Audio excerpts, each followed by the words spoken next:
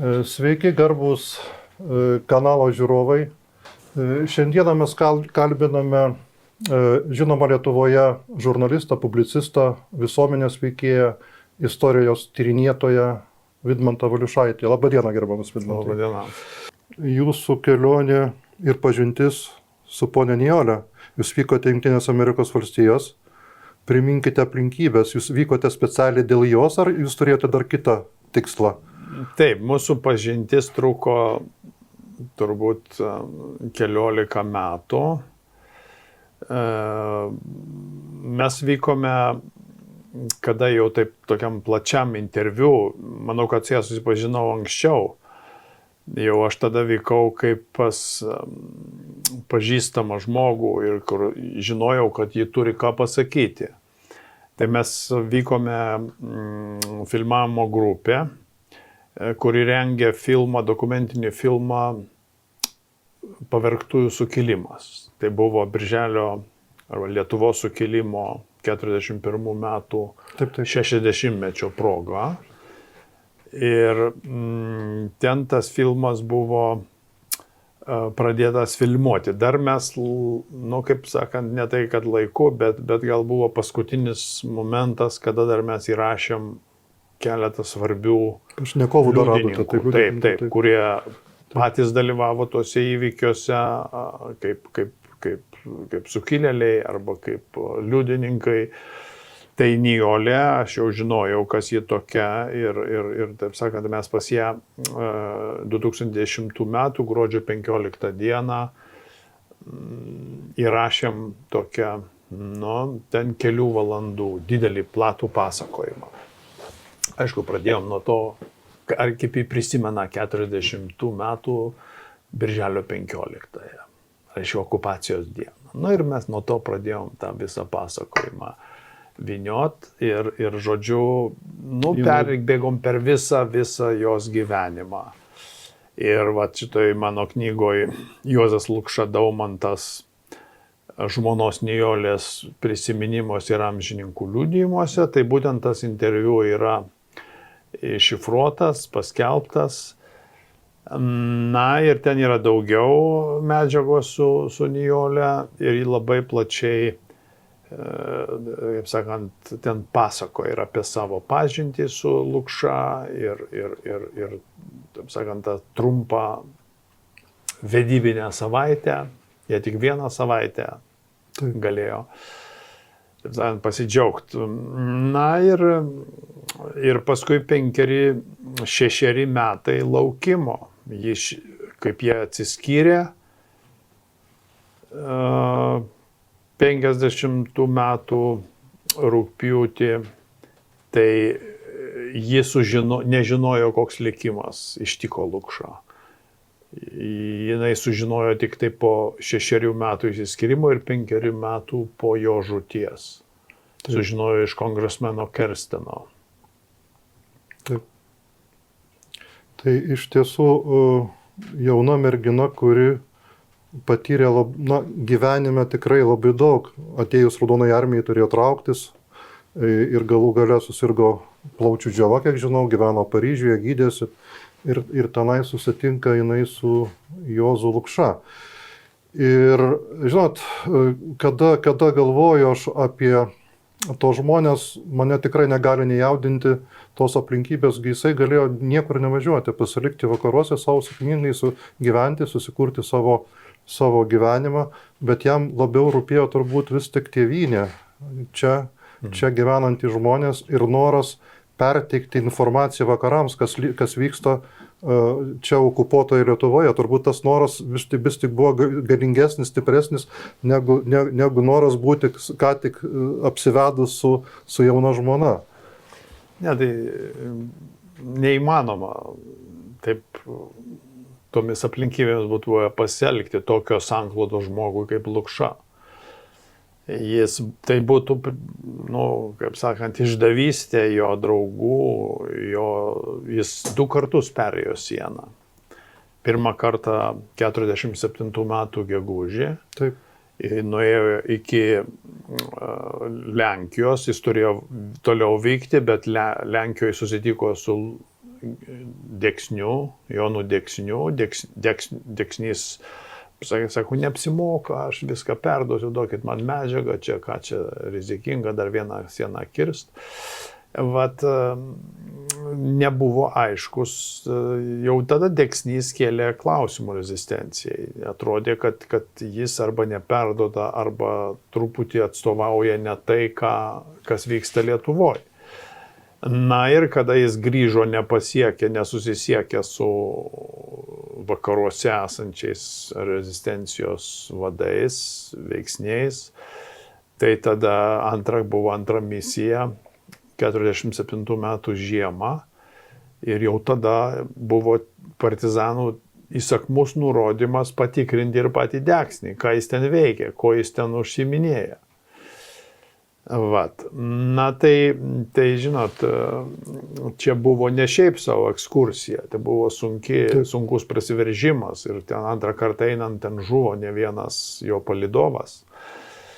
Va. Na ir o paskui taip susidėjo, Deksnys, kada jis nuvyko į vakarus Lukša, tai Deksnys stengiasi jį izoliuoti, kad jis nesukontaktuotų, neišeitų į ryšių su Vliku. Deksnys norėjo kontroliuoti visą, kaip sakant, ryšius tarp partizanų ir vakarų. O staiga išlindo Lukša, kuris buvo nenumatytas ir iš pradžių jis buvo apgyvendintas bute pas tokį Stokholme, pas tokį Žilinską, kuris buvo irgi toks bendražygis Deksnio. Nu ir jam neleido niekaip susitikti su kitais, varžė tos kontaktus, nedavė. O jis vis dėlto susisiekė su Jonu Pajauju ir per Joną Pajaują jis išėjo į Vliką.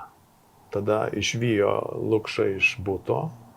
Taip. Ir tada, reiškia, jau čia ilga istorija, detalių gal nepasakosiu, bet žodžiu, jis išvyko į Vliką ir per Vliką tada jis per Bačkį, diplomatą mūsų, jis išėjo į ryšius su prancūzų žvalgyba.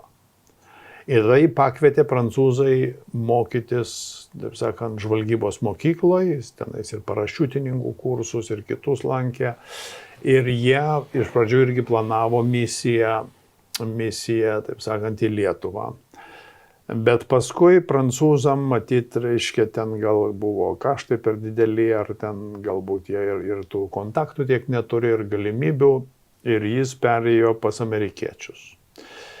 Bet vis tiek jis ten Paryžiui mokėsi. Tai būdamas tose žvalgybos mokykloje, jisai susipažino su Lukšiene. Lukšienė, tarp kitko, jinai ne nuo sovietų traukėsi, jinai išgyveno sovietų, taip sakant, okupaciją,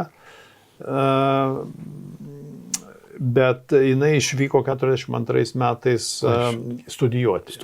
Jo, jinai pateko į tų laimingų ten 20 ar 30 lietuvių studentų. Tai važiavo į Vieną tada? Ne, važiavo į Vokietiją. Į Vokietiją.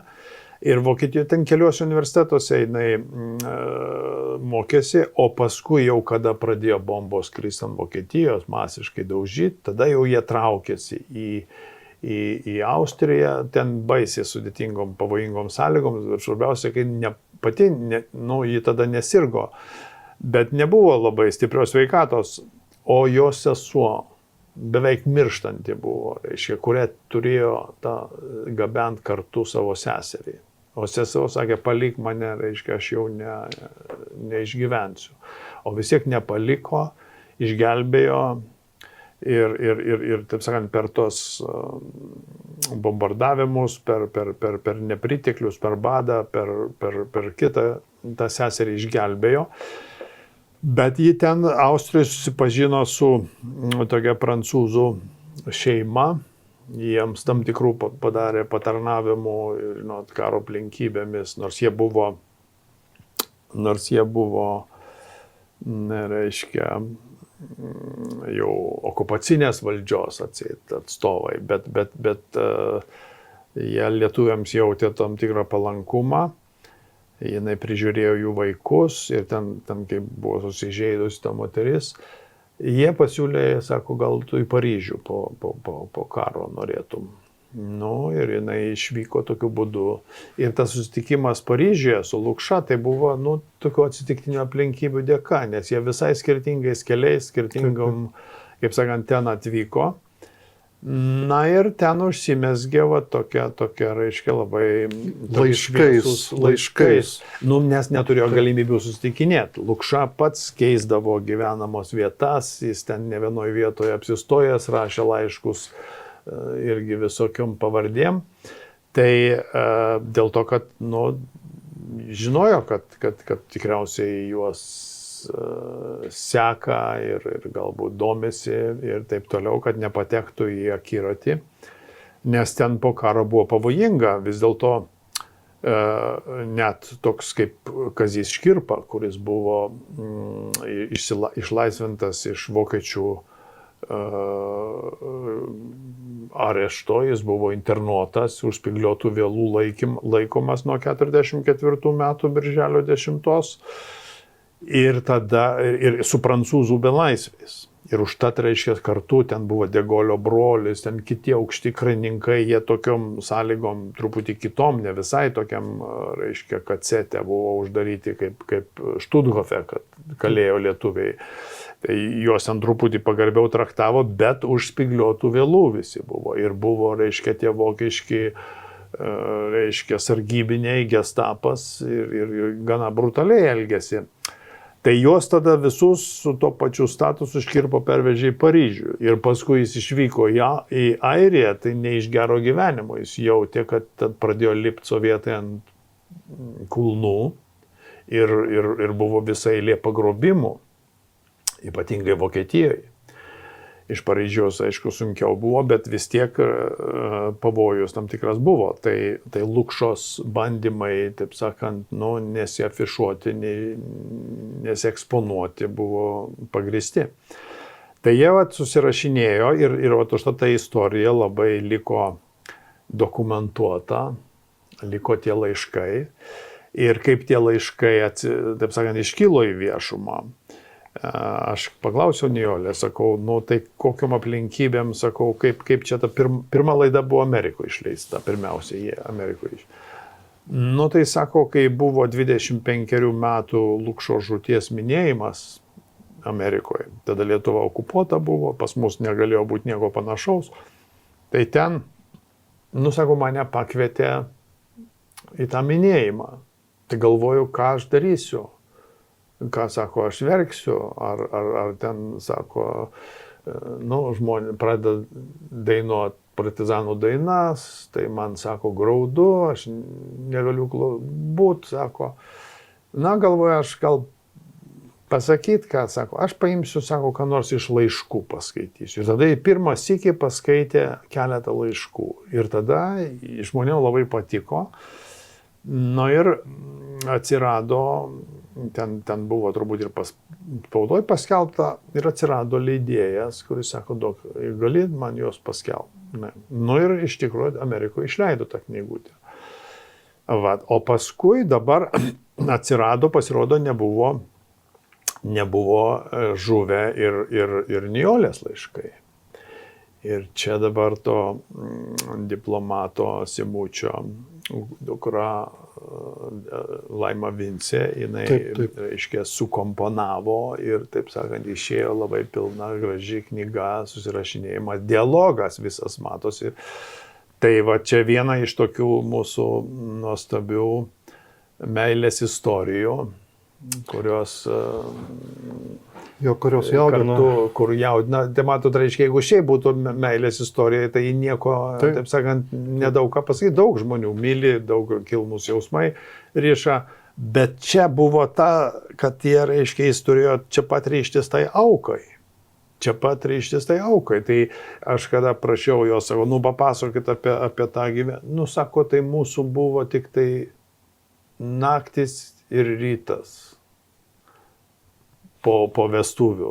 Dieną, sako, mes net to neturėjome. Reiškia, važiavo Vliko veikėjai, ten jie posėdžiavo, tarėsi, nes jau jis turėjo išvykti. Nes, reiškia, visus slaptažodžius, slaptaraščius viską aptarinėjo, žinot, ir taip toliau. Na ir jis išvykdamas įgaliojimus savo paliko būtent 2 žmonėm. Brazaičiui, Juozui Brazaičiui ir Stasiui Bačkiui, diplomatui. Tai buvo jo. Jie turėjo teisę kalbėti Lietuvos rezistencijos vardu. Nes tada išaiškino, kad, reiškia, vis dėlto Deksnio veikla buvo, reiškia, žalinga ir jis antrą kartą, kada, reiškia, buvo atvykęs į Lietuvą 46 metais, tai jis gyveno pas Markulį bute Vilniuje. Nu tai galite įsivaizduoti, reiškia, geriausiu atveju, tai jį KGB naudojo kaip tamsoj, taip sakant, jam pačiam nežinant, bet galbūt net ir buvo jau iš karto jis angažuotas. Vat. O paskui 49 gegužės 1, kada jie su tuo britų kateriu atplaukė į Palangą, nu tai jie tiesiai į Pasalą atvyko. Atvyko 3 lietuviai, 2 estai ir 1 latvis.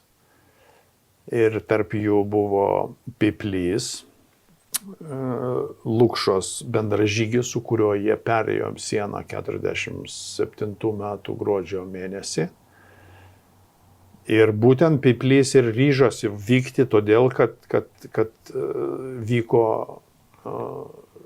šitas Deksnys. Ir kad jis nedezinformuotų rezistencijos, nesuklaidintų, jisai ryžosi grįžti kartu ir perduoti. Ir būtent vienintelis Piplys išliko gyva, jo nesuėmė, nes, reiškia, jie nerado tos sodybos, kur buvo jiem rekomenduota apsistoti, jau gal buvo tie žmonės suimti, gal buvo ištremti ar ką nors. Bet ten buvo kiti, bet jie sako, mes irgi pažįstam partizanus. Mes sako, norit susitikti. Nu gerai, jiem pakvietė tos partizanus ir Piplys iš karto pajuto, kad čia nepanašu į partizanus, čia greičiausiai yra provokatoriai. O Deksnys įrodinėjo, kad, reiškia, ne, čia tikri. Ir tarp jų buvo Tadas Chodokauskas, ponios Smetonienės brolis, ilgametis Panevėžio burmistras ir ten apskrities viršininkas. Nu, jis buvo žmogus, kaip sakant, kaip nepriklausomos laikais žmogus, kaip žmogus, bet matyt, reiškia, paskui 41 po okupacijos pakliuvo, gal kankintas buvo, gal kaip, reiškia, užverbuotas ir vadinasi, jis ten turėjo tą judo darbą dirbti iš pradžių Marijampolės kalėjime, paskui, reiškia, jis prisistatė kaip rezistencijos, reiškia, vienas iš vadovų, kaip Žemaitijos partizanų būrio. Tai Deksnys, jėgi tvarkoj, čia Chodokauskas, o šitas sakė ne.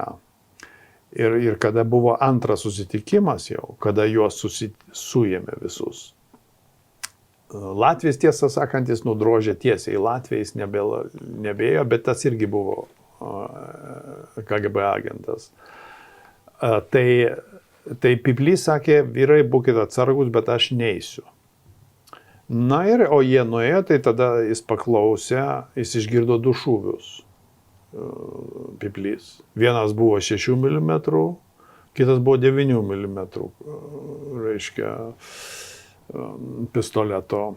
Ir sako, mes buvom ginkluoti tik su 6 mm. Ir tada buvo aišku, kad čia yra kiti žmonės. Ir jis tada susirinko daiktus ir pėsčias, reiškia, pasiekė Tauro apygardą. Ir jisai perdavė tos dalykus. Ir užtat, reiškia, Tauro apygarda, reiškia, perdavė žinią iškart, kad Deksnys KGB rankose. O sakykit, Vidmantai, priminkit žiūrovams aplinkybės, kuriomis žuvo Juozas Lukša. Nu tai jis išsilaikė ilgiausiai, ten tų desantų buvo ne vienas, reiškia, buvo amerikiečių lėktuvų permesta, pats Lukša atvyko 50 metų spalio 3 dieną. Kiek suprantu, tai turėjo būti liktai Karaliaučiaus srityje. Taip amerikiečių tam slaptam, reiškia, jų ataskaitoje rašoma, kad nuleido, bet iš tikrųjų jos nuleido prie Tauragės, ten netoli Žygaičių. Ir aš manau, kad ten truputį klaida buvo, reiškia, jie ten gal turėjo nuleisti, o nuleido kitur. Nu, bet čia detalė. Tai jis tada atvyko su savo, ten buvo Benediktas Trumpa ir Širvys, Klemensas Širvys. Tryse tie buvo radio ryšio. Paskui buvo kitas vėlesnis jo bendražygis, kuris turėjo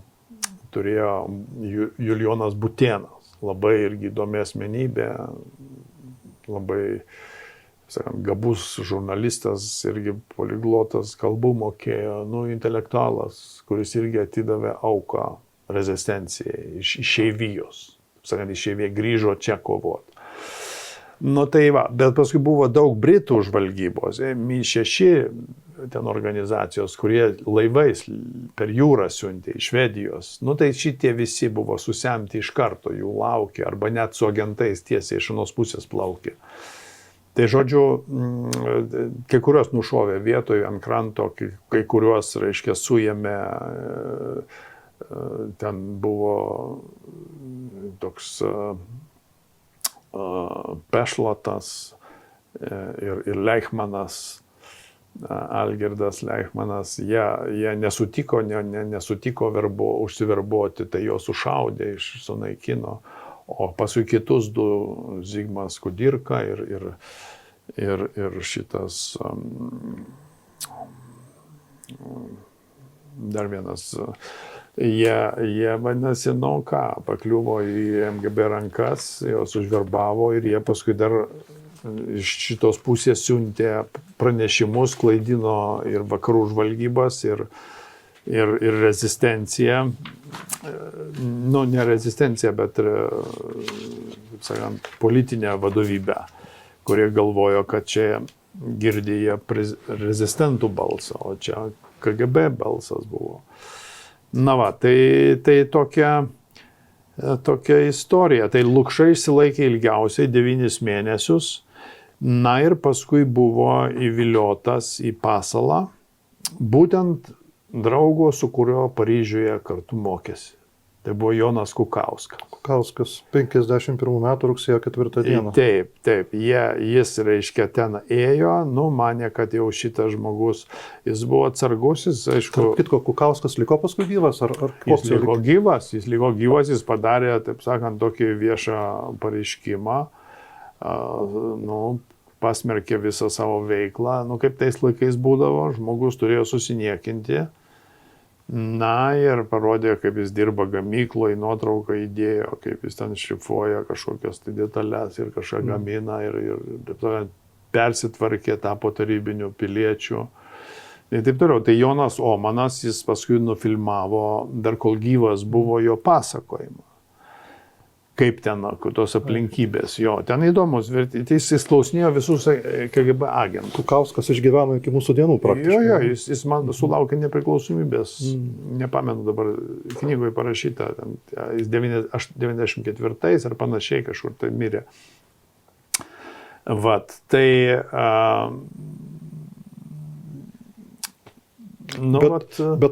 žiūrėkite,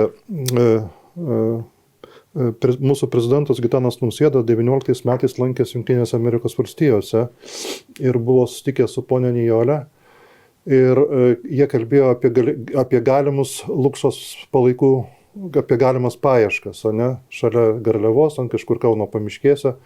Bet pati Nijolė labai skeptiškai, kažkaip paskui skaičiau jos vieną interviu, kur jinai rašė, kad Lukšos palaikus turbūt bus neįmanoma rasti arba labai sunku rasti, nes galimai jie buvo sunaikinti, kur nors sunaikinti buvo.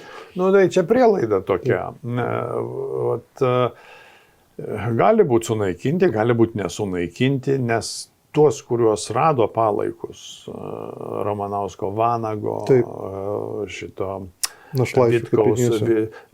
labai daug atsitiktinumų lėmė. Taip, taip. Irgi buvo liudininkai, kurie rodė kitur, kur visai nieko panašaus nebuvo, o ten.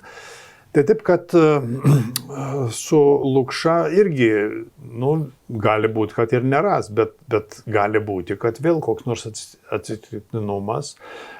Kiek žinau, tie palaikų paieška nėra nutraukta, Taip. dar vyksta, dar visokios versijos bandomos, tikrinamos, na ir sunku pasakyti, gal ir pasiseks.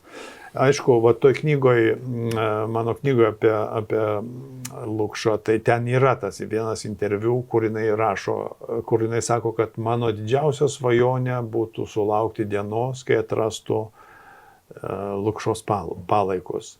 Nu, jį tos dienos nesulaukė. Bet manau, kad dar viltis visiškai nėra. Aš irgi kada teko vadovauti genocido centrui, atrodė, kad visiškai netoli tas jau galimas siūlo galas yra. Ir buvo svarstomos įvairios versijos, taip pat kaip ir Našlaičių kapinėse, kad galbūt su kriminaliniais elementais įkartų palaido ar kažkaip kitaip, arba palaido kažkokias kapinėse kitose, bet aišku, labai sunku tą įrodyti, bet aš irgi labai viliuosi, kad Lietuvai, Lietuvos panteoną reikalingas, taip sakant, šitas Lukšos atminimas, įamžinimas, tą reikia pasiekti, be jokios abejonės. Vidmantai, aš dabar, kada kalbu su jumis, iš tiesų mane labai slegia tokia, nežinau, kad mūsų visuomenė serga ir istorinė atmintis yra nukišta kažkur į paraštės. Jaunimas nebežino savo istorinės atminties, nebežino savo herojų. Kaip jūs manote, kaip tą situaciją galima būtų pateikti, kad jaunimui rūpėtų ne popkultūra, bet iš tiesų taip pat ir praeities herojai? Žinot, aš tai taip labai pesimistiškai nežiūriu, dėl to, kad, pagalvokime apie Lietuvą XIX amžiaus pabaigoje, kada spaudos draudimas, kada šviesuomenė, kuri bent kiek mokslus baigusi buvo universitetus ar ką, jai buvo uždrausta dirbti Lietuvoje. Visi lietuviai, inžinieriai, ten kitų specialybių, karininkai, jie visi buvo išblaškyti po Rusiją. Lietuvoje buvo kunigai ir valstiečiai, dažniausiai beraščiai. Ir suprantat, dar aktorių mokykla. Ir kas būtų patikėjęs, kad iš šitos šalies kils valstybė. Ir valstybė tokia, kuri padarė vieną iš didžiausių, nepaprastą pažangą. Vakarų, taip sakant, autoriai, ne mūsų, rašė, kad tarpukario laikotarpį, nuo pirmo pasaulinio karo iki antro, didžiausią pažangą Europoje padarė Lietuva. Reiškia, Lietuva buvo 40 metais buvo pažangesnė valstybė negu Lenkija, už tai, kad mūsų buvo efektyviai pravesta žemės reforma, susidarė ūkininkų sluoksnis. Ir kaip rašė istorikė Vanda Sruogienė, kada, sako, prijungė 39 metais Vilniaus kraštą, tai lietuviai ūkininkai šalia tų, reiškia, Vilniaus krašto ūkininkų atrodė kaip amerikonai. Ką jūs sakote? Kaip amerikonai. Pagal jų bričkeles, pagal apsirengimą, pagal visą kitą. Už tai, kad ten buvo dvarai, ir ten faktiškai kumečiai, kumetynas ir taip toliau. Dabar Lenkija pažangesnė, nėra klausimo, už Lietuvą. Mūsų, reiškia, ta socialinė atskirtis yra per didelė.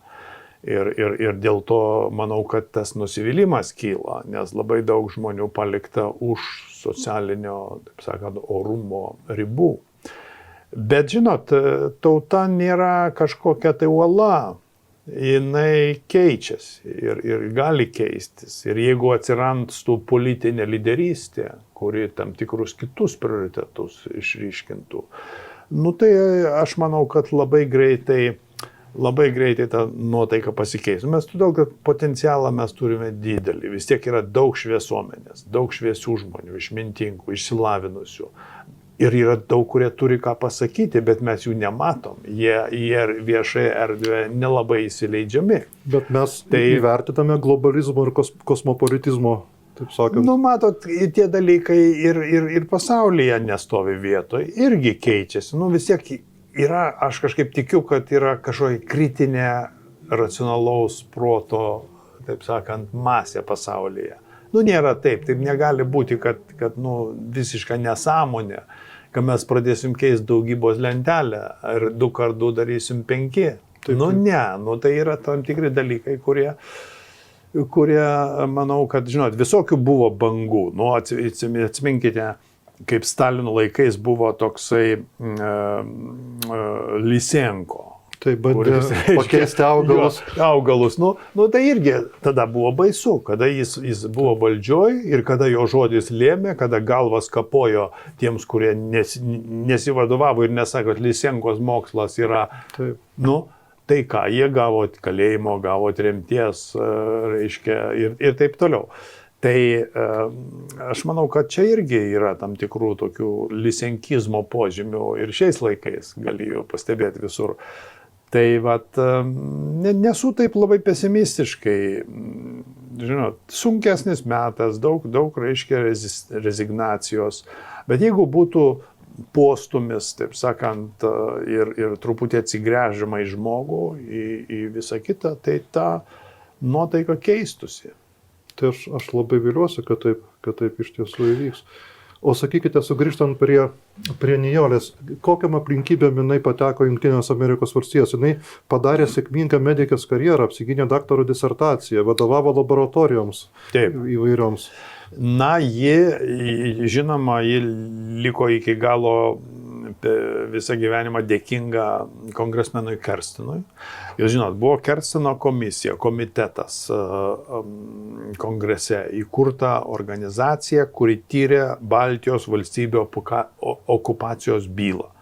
Ji važinėjo po išeivių kolonijas, lietuvių, latvių, estų, surinko liudijimus, nepaprastai vertinga medžiaga. Maža dalis tos medžiagos yra išleista, man atrodo, ar 99 ar 2000 metais amžinatilsį Antano Vytauto Dambravos iniciatyva. Nu, gal ne jau vieno, ten gal buvo toks inžinierius Rudis. Jis didelė dalimi ir finansavo tos knygos ir vertimus ir taip toliau.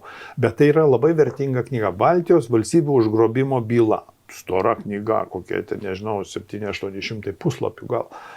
Bet tai tik maža dalis tos medžiagos, kurią Kerstino komisija surinko. Mes turim ją išverstą į lietuvių kalbą. Tai ji lietuviškai, va šita išversta.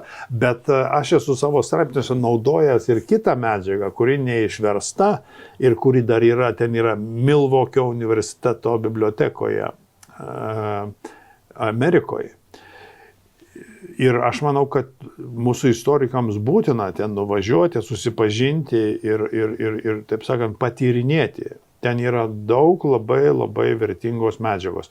Kodėl? Todėl, kad, reiškia, Kerstinas, jis karštom pėdom ėjo. Reiškia, tie žmonės buvo visi gyvi, kurie išgyveno sovietinę okupaciją, karo metus ir iš karto po karo jie šitą medžiagą surinko. Ten liudijimai yra su priesaika. Jeigu tu netiesą kalbėtum, tu galėjai būti patrauktas baudžiamą atsakomybei. Ir tai reiškia, ten yra labai gera medžiaga. Tai žodžiu, ir ta turėjo eigą, bet, kaip sakant, paskui politinė valia pasikeitė Amerikoje. Ir tos išvados, jos neturėjo jokio politinio rezultato. Nes atrodė, kad bus iš viso šito iškeltas klausimas Jungtinėse tautose, Baltijos valstybių deokupacijos reikalai ir taip toliau, bet kai paskui jau rusai vis tiek įsistiprino Rytų Europoje, ten buvo dėl to ir įkurtas ir tas Laisvos Europos radijas ir Laisvos Europos universitetas Strasbūre veikė. paskui patyliukais ir universitetą likvidavo, ir, radijas pasiliko. Bet žodžiu, bet nesvarbu, istorinė medžiaga ten yra surinkta labai įdomi, vertinga ir ją reikia mums ištyrinėti, galbūt net ir išleisti ir daugiau, reiškia, tomų. Bet grįžtant prie klausimo, kaip jinai atvyko, tai jie atvyko, kada Kersno komisija ir pats Kersnas atvažiavo į Müncheną. Tai Nijolė, kaip mokančia anglų kalbą, greta jo pasodino. Jinai ten jam vertėjavo, kalbėjosi, ir užsimezgė tam tikras ryšys. Greičiausiai jis žinojo, kad čia yra žymaus partizano žmona. Bet, kaip pasakojo pati Nijolė, sako, iš mūsų pokalbio, iš kalbos išėjo, reiškia, sako, kad jis paklausė, o ko jūs užsiimat, kokia, sako, jūsų profesija? Sako, aš esu medikė. Sako, Amerikai labai trūksta medikų. Sako, jūs nenorėtumėte Amerikoje padirbėti? Sako, taip, norėčiau, bet kaip aš ten pateksiu?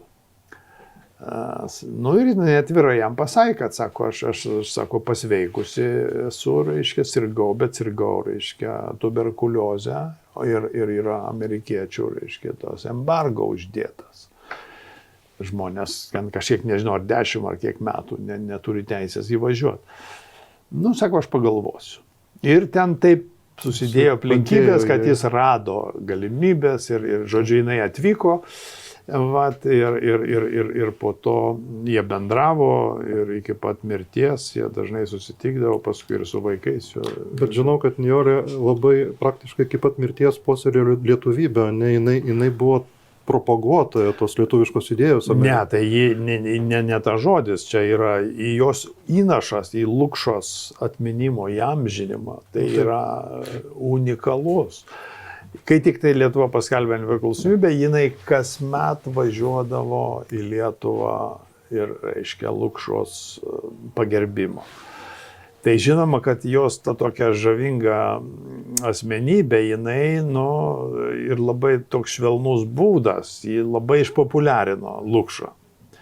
Tai aš manau, kad jos misija tokia, ir tos knygos išleistos visos, reiškia, ir vertimai Lukšos į svetimas kalbas, jinai važiuodavo ir į knygų mugės. Su Omanu važiavo į Švediją, į Göteborgą, kur reiškia, Lukšos partizanai švedų kalba buvo pristatyti, vokiškai, angliškai. Žodžiu, paskui jinai dalyvavo Tautos fondo ten mokyklų įdukrinimo programuose. Reiškia, jie ten sukeldavo pinigų, kad ten būtų čia Lietuvoje, kokia nors mokykla užsimtų kokios nors asmenybės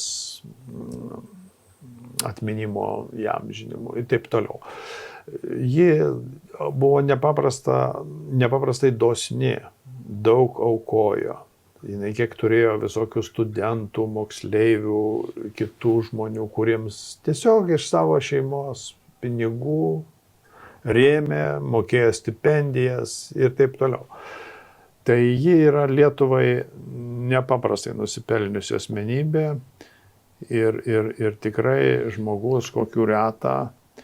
Ir kartu, žinai, didelės sielos žmogus, kuri kartu turėjo tokią dramatišką gyvenimą ir dramatišką likimą.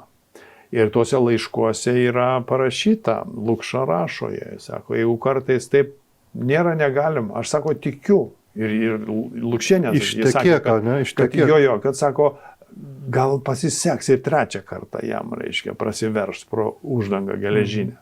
Bet jeigu taip atsitiktų, kad sako, aš ten žūčiau, tai tu sako, aš sako, džiaugsiuosi ir ten, matydamas, kad tu žemė laiminga. Tai maždaug toks tai taip ir atsitiko, reiškia, jie ilgai laukė, jinai laukė 5-6 metus, nieko nežinodama, o paskui, reiškia, gyvenimas taip susiklostė, kad jinai sukūrė antrą šeimą, bet tas irgi buvo kilnus.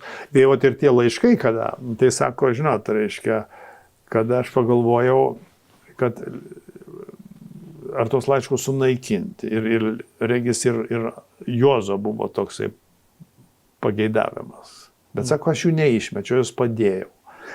O paskui, sako, galvojau, nu ką, vaikai, jeigu aš numirsiu, vaikai ras, nesupras, neperskaitys, kas čia yra. O kadangi paskui toks buvo palankus požiūris visuomenės, kai jį paskaitė, kai visą kitą. Na, o tokiu būdu išpopuliarėjo ir liko paminklas. Tai likimas jai atseikėjo tikrai dosniai 100 metų, gyvendama 101 metus. Taip. Ir įdomu, jinai tą knygą gavo, mano knygą gavo, aš dar su ją kalbėjau telefonu, jos buvo iki pat galo aiški sąmonė, ji buvo labai aiškiai mąstė, domėjosi, tik sakė, aš jau skaityti negaliu. Tai tą knygą jai perskaitė, jos globėja, ten lietuvaitė kažkokia, ten pas ją prižiūrėjo. Ir jai visą knygą perskaitė balsu. Tai žodžiu, gyvenimas toks jau fizinė negalėjo, jinai turėjo, taip sakant, jau judėjimas apribotas buvo, bet galva buvo skaidri, mąstymas pilnas ir taip sakant, gyveno visavertį gyvenimą iki galo. Tai ačiū, mielas Vidmantai, už šiltus prisiminimus ir aš dabar norėčiau dar paliesti kitą temą apie Algirdą Martyną Budreckį, Jungtinių Amerikos valstijų lietuvių istoriką, kurio tekstus jūs dabar surinkote į vieną knygą ir pristatėte rugpjūčio 22 dieną Nacionalinėje Martyno Mažvydo bibliotekoje. Beje, atvažiavusi buvo žmona Giedrė ir sūnus Gediminas ir dukra Daina. Taip. Na, aš turiu pasakyti, ten ne jo raštus, bet dalį raštų. Mažą dalį raštų, nes jo raštų yra daug, į vieną tomą nesutalpintum. Bet tai yra tikrai labai įdomus istorikas ir unikalus ta prasme, kad jis gimęs Amerikoje buvo. Išmokęs lietuvių kalbą buvo taip, kaip aš, tarp kitko, skirtingai negu Nijolės, aš jo nepažinojau, niekada nebuvau susitikęs, nors jis mirė 2000 metais. Tai aš buvau per tą laikotarpį nesikį Amerikoje, bet kažkaip net nežinojau, taip sakant, kad jis toks gyvas tuo metu. Ir neturėjau progos susitikti. Bet jis buvo, reiškia, kaip aš liudijimus, atsiliepimus perskaičiau apie jį. Sakė, buvo išmokęs lietuvių kalbą taip, kad negalėjo atskirti, ar jis iš Lietuvos, kad jis ne iš Lietuvos. O šiaip jis buvo istorijos mokslų daktaras Rutgers universiteto, tai žymiausias New Jersey valstijos universitetas. Jis būtent istoriją studijavo, daktarinė disertacija buvo apie prancūzų jakobinų įtaką Lenkų intelektualams. Bet žiūrint jo mokslinius interesus, aš tikrai buvau sužavėtas. Tai buvo nuo Gedimino ir Algirdo laikų iki Birželio sukilimo turbūt, ne? O Birželio sukilimo knyga, Lietuvos sukilimo knyga, jis kaip vadino The Lithuanian National Revolt of 1941. Reiškia Lietuvos nacionalinis, Lietuvos sukilimas, sakykime. Jo buvo magistro darbas. Čia buvo magistro darbas, jis parašytas 65, o išleistas buvo 68 metais. Ir jis irgi dėkingas ta prasme, kad ten buvo daug liudininkų, to dar gyvų. Ir jis surinko atsiminimus, surinko dokumentus ir parašė tokį vertą dėmesio studiją, kur niekas geriau už jį po to neparašė iki šiol. Tai man rūpėjo jį pristatyti. Ir ten šitoj knygoje yra 2 angliškos jo studijos apie Lietuvos okupacija ir aneksija 40 metų, tai yra nuo birželio 15 iki rugpjūčio 3 dienos. Tai reiškia tos, sakant, 6-7 savaitės. Labai detaliai. Ir irgi iš tokių šaltinių, kurių mes dažnai nesinaudojam arba nežinom. Nes pasirodo, kad buvo į vakarus pasitraukęs žmogus, kuris stenografavo visą laikinosio šito vadinamojo liaudės Seimo posėdį. Ir su visom išklotinėm. Ir ten vakaruose buvo paskelbta. Tai ten labai irgi autentiški įdomus dalykai iš to liaudės Seimo posėdžių. Ir va, šitą studiją. Tai va, šitos 2 studijos angliškai, jas išvertėm. Ir va, o kitas yra, knygos komponuotos, knyga buvo turinys, kad maždaug, reiškia, apimtų nepriklausomos Lietuvos laikotarpį. O jo teksto amplitudė be abejo plati. Jis rašė, reiškia, ir apie senąją Lietuvą, ir apie Kosciuško sukilimą, ir reiškia, tas jo laikotarpis mokėjo kalbų. Jis sakė, skaitė tai 14 kalbų, o reiškia, rusų buvo išmokęs ir lenkų, ir vokiečių, ir anglų. Ir už tai, kada rašo apie kokį nors ten, žinot, ten yra labai įdomus straipsnis Voldemaras ir Vilniaus byla. Ten, kur, žinai, New York Times aprašinėjo jo su Pilsudskiu kovas Jungtinėse tautose. Tai ten, reiškia, suradęs senus laikraščius, citatos iš ten visur. Žodžiu, kitas labai unikalus tekstas yra apie Lenkijos, ten jis labai daug dėmesio skiria Lenkų okupacijai, kada, reiškia, Vilniaus krašto, reiškia, užėmimui ir ten visa kita, ten yra keletas tokių studijinių straipsnių, bet ypač įdomus yra apie po karo metų, kaip Lenkų emigracinė vyriausybė Sikorskio, kaip jį gynė, reiškia, Lietuvos teisė į nepriklausomybę. Jie sakė, kad Lietuva turi būti nepriklausoma, Lietuva yra Lenkijai taip pat svarbi, kaip Anglijai svarbi Belgija ir Olandija. Ir net Lenkai turėjo sutartį tokią, irgi slaptą protokolą pasirašę su anglais karo 36 metais. Kad, reiškia, būtent paminėtas šitas dalykas. Ir sako, jeigu Lietuva Rusija okupuoja, tai Lenkija yra apsupama. Taip. Iš rytų. Ir tada, reiškia, atsitinka tas pats, kas buvo Lenkijai iš vakarų apsupimas nuo vokiečių. Ir jie iki paskutiniųjų kapojosi, kad, aišku... Bet dėja Sikorskis žūsta. O Sikorskis žūsta. Aviakatastrofoje. Jo, aviakatastrofoje 43 ir tada užgesta šitas reikalas. Jo.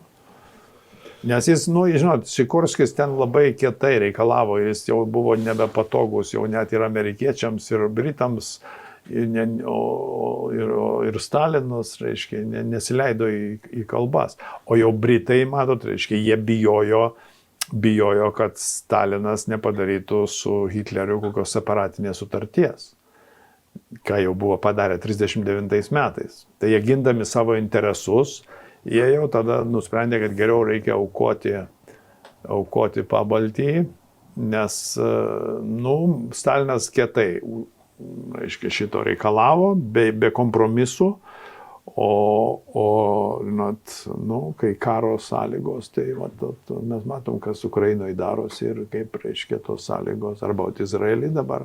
Tai taip, kad, reiškia, tokiom aplinkybėm tie dalykai pasidaro kitoj šviesoje. Vidmantai, aš iš tiesų labai stebiuosi jūsų darbštumu.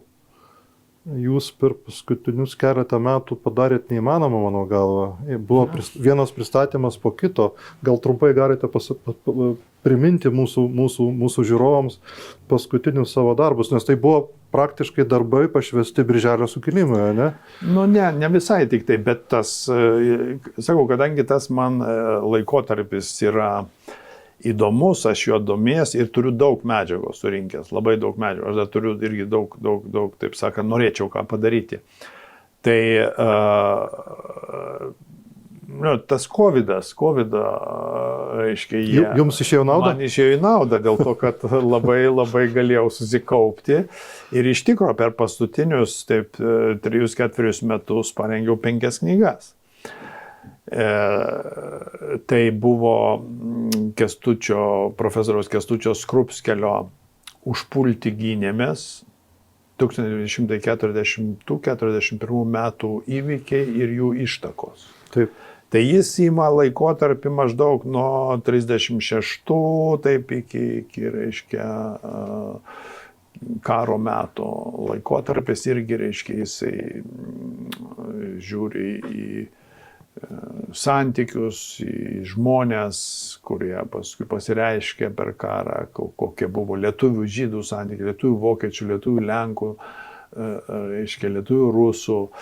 Nu, žodžiu, ta knyga yra irgi labai svarbi, labai įdomi ir labai Kęstutis, kaip jis Pietų Karolinos universiteto profesorius, filosofas, bet paskutiniais metais jis parašė keletą labai vertingų knygų iš istorijos srities. Tarp kitko, jo tėvas buvo 20-ojo amžiaus redaktorius ir Vienos universiteto irgi daktaras. Ir kankinys, žurnalistas kankinys, kuris buvo nugalabytas ir, taip sakant, kolimui. Ne kolimui, atsiprašau. Žodžiu, Sibirė. Tai po to 2 tomus parengiau, Birželis kvietė į kovą.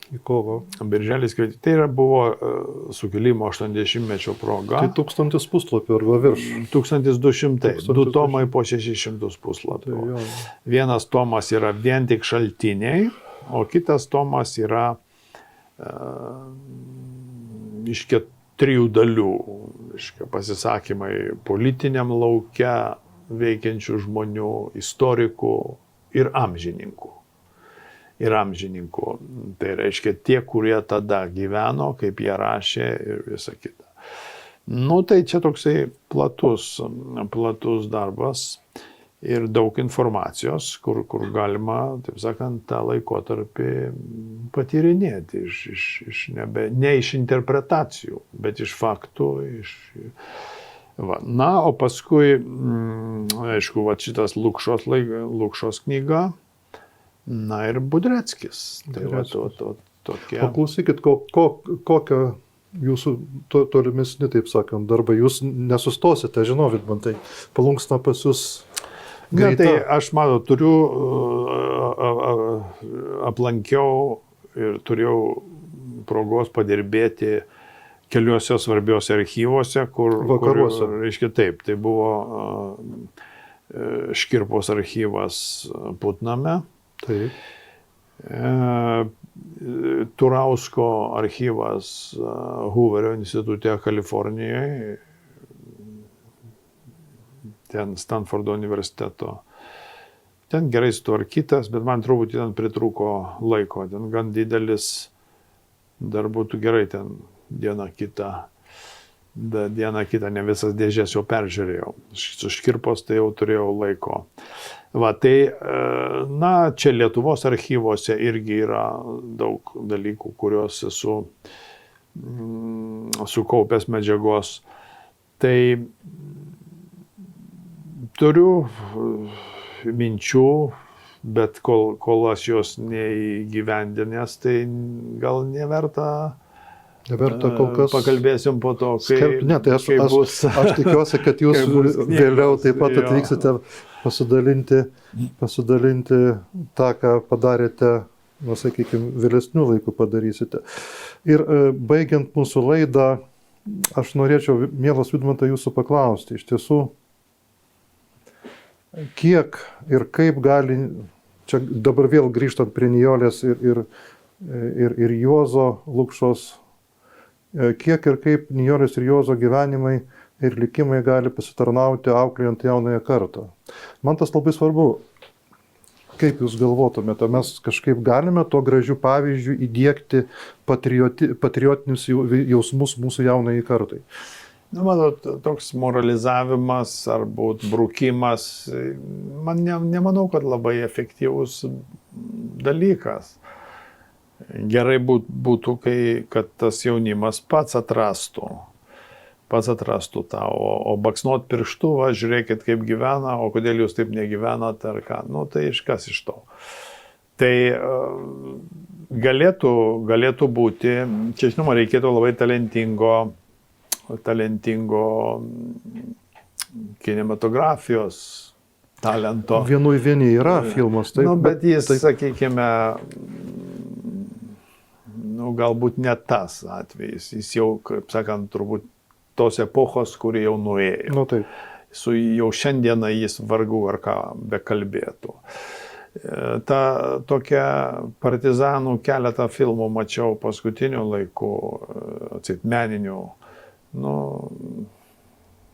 žmonės, matosi, nestudijavę istorijos, nesupratę, kas ten vyksta, reiškia kažkaip dirbtinai pritempinėjama. Geras režisierius, geras scenaristas, žmonės, kurie sprendžia apie mūsų kinematografo raidą, galimybės, jeigu jie suprastų, galėtų pakviesti kokį pasaulinį garso režisierių ir Lietuva galėtų prisidėti prie tokio filmo savo įnašų. Nes pažiūrėkit, Lenkai yra pastatę kokių puikių filmų apie Tvaną, apie tos laikus, reiškia Lenkijos. Ir tai be abejo, kad tai yra su valstybės parama. Tokie dalykai nesidaro iš kažkokių vien tik aukų. Tai jeigu valstybė suprastų reikšmę, ir jau skaitant, reiškia, ir sukurtų tokį filmą, kuris įkvėptų, paskatintų, pritrauktų ir jaunimą, tai būtų poveikis. O jeigu mūsų čia koks nors, žinot, apskritai aš galvoju, kad partizaninis laikotarpis turi tiek dramų, tiek įdomybių, tiek įdomių siužetų, ir čia būtų galima serialą, daugia serijinį dalyti. Bet aš sakau, aš to keletą pasižiūrėjau, nu, atrodo banaliai, nu, ten, reiškia, kažkokie dabartinių laikų refleksai primesti tiem žmonėm, kurie tada gyveno, kurie visai netaip mąstė, netaip galvojo, ne tos vertybės juos motyvavo. Taip. Ką mes čia dabar jiems norim Mums labai paprasta žiūrėti iš aukšto į tų dienų istoriją. Reikia apskritai, kad dažnai, kalbant apie anų laikų žmonės, mes kažkaip bandom taikyti šių dienų mąstymo matricą. Reikia suprasti, kad jų veiksmai, jų motyvai, poelgiai, jų informacijos jie turėjo daug mažiau negu mes. Ir jie sprendė pagal tai, ką jie žinojo. O mes teisiam juos, mes kartais, nu, atsakom, reiškia, jie pasielgė taip ir ne taip. Mes žinom daugiau. Mes žinom jau istoriją, kuo pasibaigė. Jie nežinojo. Lygiai kaip mes dabar nežinom, kuo pasibaigs karas Ukrainoje. Absoliučiai. Kas už 50 metų galės mus irgi, taip sakant, teis, sakys, va, žiūrėkit, reiškia, ten vyko už sienos karas ir jie darė tą ir tą. Kokie jie buvo ženkliai, kada buvo galėjo taip ir taip pasielgti. Tai taip, kad, reiškia, būti praeities teisėjų daug išminties nereikia. Bet, va, suprasti tuos žmonės ir įvertinti jų, nu, reikia daugiau platesnio akiračio ir supratimo. Tai, mielas Vidmantai, aš labai dėkoju Jums, kad mes prisiminėme šitas iškilias asmenybės. Pirmiausiai, labai ačiū Jums, kad pasidalinote savo prisiminimais apie garbę ponę Nijolę, kuri spalio 30 dieną iškeliavo Anapilin. Ir pabaigai norėčiau paklausti, iš tos filmuotos daugiavalandinės medžiagos, galbūt taip pat būtų galima padaryti kažkokią dokumentiką, kaip tiesioginio liudininko jos pačios pasakojimą įdėti? Ne, tai be abejo, jeigu būtų koks nors, ten jau žinoma, ne meninio filmo reikalai, bet jeigu dokumentinį filmą kas nors kurtų, tai be abejo, kad ten yra įrašytas, nu, autentiškas pokalbis, autentiški žodžiai jos, balsas. Ir jis moka pasakoti, tikrai, reiškia, įtraukiančiai, įtikinamai, jaudinančiai kartais. Tai ta medžiaga yra. Tai ačiū Jums labai nuoširdžiai. Ačiū už galimybę. Garbus žiūrovai, tikiuosi, kad mūsų pokalbis Jums patiko ir aš kviečiu Jūs žiūrėti kitas mūsų laidas, taip pat kelti nykštį į viršų, kad mūsų laidos būtų žiūrimos labiau. Ačiū labai, iki kitų susitikimų. Politinė reklama apmokėta iš Lietuvos valstiečių ir Žaliųjų sąjungos sąskaitos.